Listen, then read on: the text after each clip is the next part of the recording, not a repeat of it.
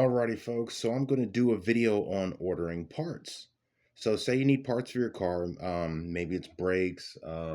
Maybe it's suspension components. Those are the things that my website advertises the most. So when you're ordering parts, you can go to rockauto.com. You can go to partsgeek.com. Only thing is, when you go to these places, if they send you the wrong part, you're going to have to handle that, right? Whereas if you go to AutoZone or Advance Auto or any place that's nearby, you'll be able to go back to them, hopefully give them the receipt and just get an exchange for the actual part that you need. There's been many a times where someone order parts, right? It gets shipped in and there's two lefts or there's two rights. People don't know the difference, but like on rotors, they've made drilled and slotted rotors really cheap these days. As you know, they need to be on the left or the right. They're very specific. You cannot interchange them. So when I know to look at certain part numbers on the very edge of the rotor, and I've got the right one.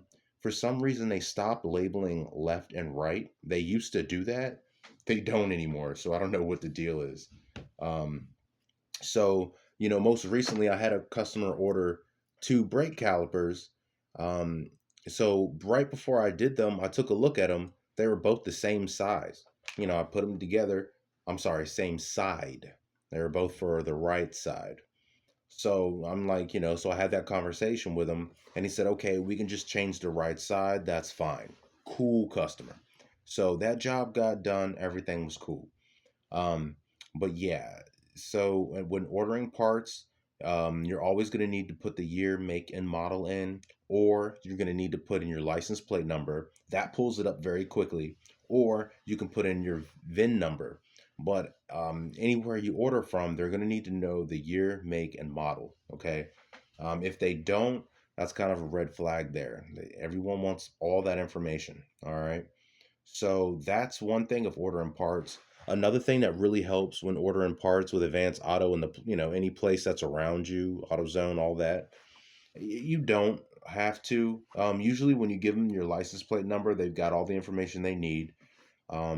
Back in the day, a little bit, they used to ask, "Hey, what's the engine size? Is it a 3.8? Is it a 3.1?" They used to ask that information. Maybe they don't these days as much, especially since they've got that information pretty quick at hand. But that if you really wanted to be thorough, that's something else to throw in there. Um, when ordering brakes, you're normally pretty good. You're not going to have any issues normally.